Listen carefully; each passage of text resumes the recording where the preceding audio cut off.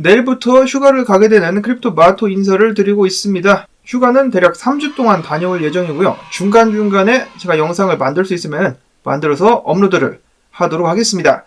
만약에 비트코인이 아직도 5만 달러대에서 지지부진한 모습을 보이고 있었더라면 제가 마음이 굉장히 무거웠을 것 같은데 지금 그렇지 않죠. 떡락한다라는 사람들의 예측을 뿌리치고 상승하고 있는 비트코인. 휴가 중에도 계속해서 좋은 모습 보여주리라 믿어보면서 오늘 영상 시작해 보도록 하겠습니다.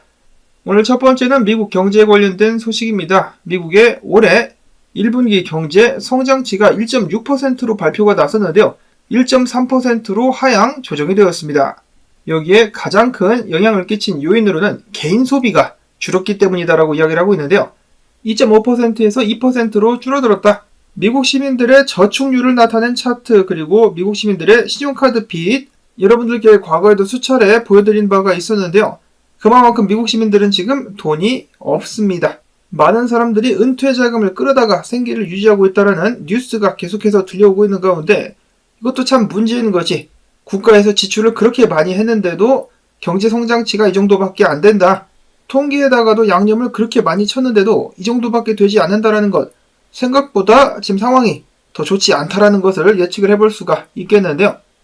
또한 미국의 지난주 신규 실업수당 청구 숫자 같은 경우도 지난주보다 3,000건 증가한 상황. 제가 듣고 있는 여러 거시경제 분석가들의 의견에 의하면은 이것도 구라일 가능성이 굉장히 많다라고 합니다. 신규 실업수당 청구 숫자 그리고 GDP 같은 경우도 양념을 많이 쳐가지고 구라일 가능성이 높다. 지금 실업률이 3%라고 하는데 실질적으로는 그것보다 훨씬 더 높다라고 그들은 분석을 하고 있습니다. 그리고 또한 답글을 달아주시는 미국 현지에 계신 시청자분들께서도 여기에 동의를 한다라는 말씀을 종종 전해주시곤 하는데요. 자, 이거 시한폭탄처럼 변해가고 있는 미국 경제, 한국 경제도 마찬가지라고 하는데 과연 이러한 위기를 어떻게 넘길 수 있을 것인가, 아니면은 크게 뭔가가 결국은 터지고 말 것인가. 특히 올해 미국 대통령 선거 후에 상황이 어떻게 될지 집중해가지고 지켜봐야만 되겠습니다. 한편 미국 증시 같은 경우는 일제히 하락을 기록하고 있는 가운데 달러 역시 약세를 보여주고 있는 상황. 비트코인 같은 경우는 나홀로 상승을 이어가고 있습니다. 69,334달러. 어제 67,000달러 선까지 밀렸었다가 다시 한번 튀어 올라주면서 69,000달러를 화끈하게 뚫어주고 있습니다. 이더리움 같은 경우는 3,811달러 선에서 거래가 이어지고 있습니다. 자, 한편 비트코인 현물 ETF 같은 경우는 12일 연속으로다가 자금 유입을 기록하는데 성공을 했습니다. 그 액수가 크진 않습니다. 2,830만 달러. 그래도 꾸준한 수요를 보여주고 있는 현물 ETF. 자세한 내용을 살펴보시면 먼저 유입, 블랙락에서 2,460만 달러, 피델리티에서 1,770만 달러, 비트와이즈에서 1,100달러, 아크21시어스에서 400만 달러 순유입이 기록이 되었으며 GBTC 같은 경우는 유출 3,110만 달러가 유출이 되었으나 다행히도 전부 다 상쇄가 되었습니다. 미국 현지 시간으로 오늘과 내일 순유입을 기록할 수 있다면 다시 한번 2주 연속으로다가 순유입이 이어지는 기분 좋은 한 주가 될 수 있을 것 같습니다. 그 동시에 비트코인 가격도 좋은 모습을 기대해 볼 수가 있겠죠.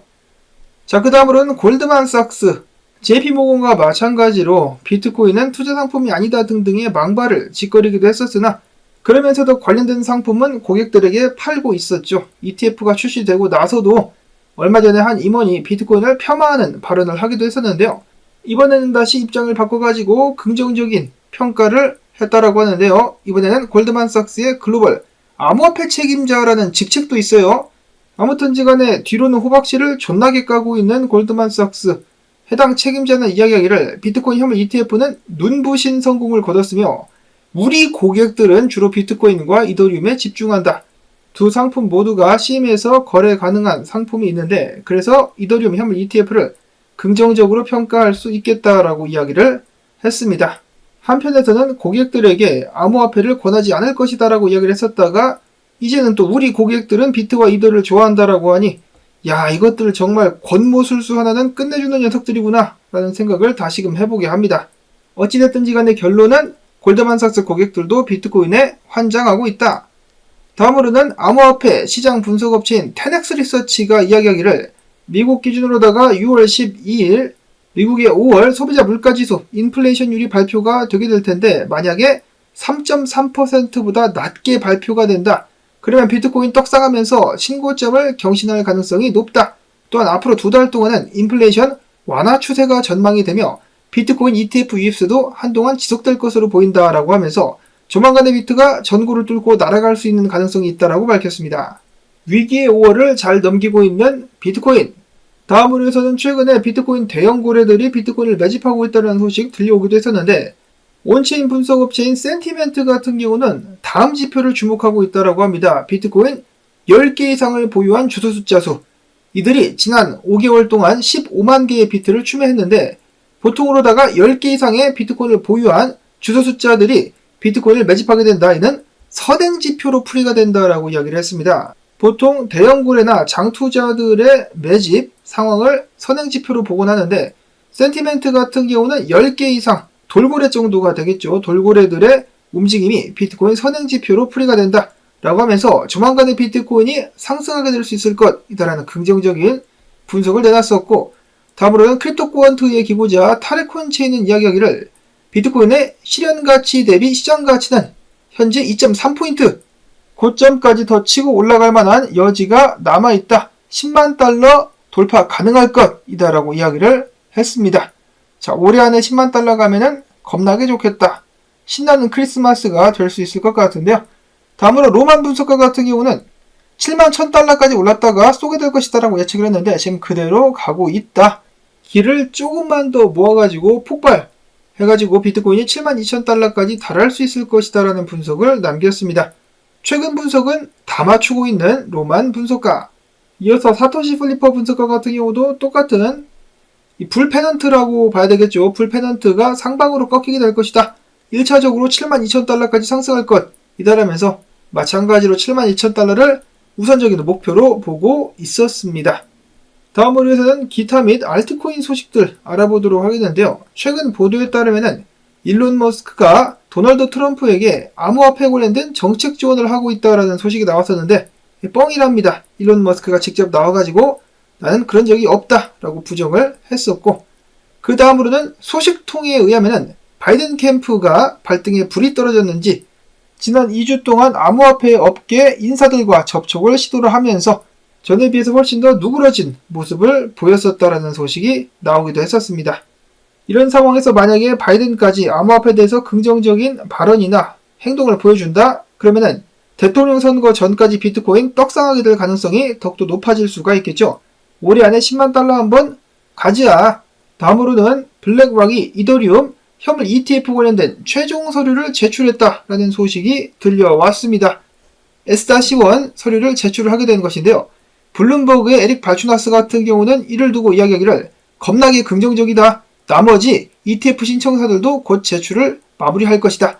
최종 서류 같은 경우는 빠르면 몇 주 내에도 승인이 가능하다라고 이야기를 하면서 많은 사람들이 7월이나 8월달 이더리움 현물 ETF가 출시될 것으로 예측을 했으나 당장 6월달에도 가능할 것으로 내다보고 있었습니다.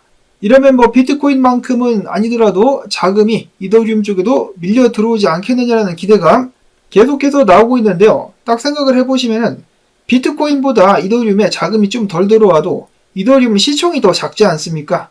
그래서 상승률 같은 경우는 여전히 높을 수가 있기 때문에 기대를 해봐도 좋을 것 같다라는 생각 듭니다.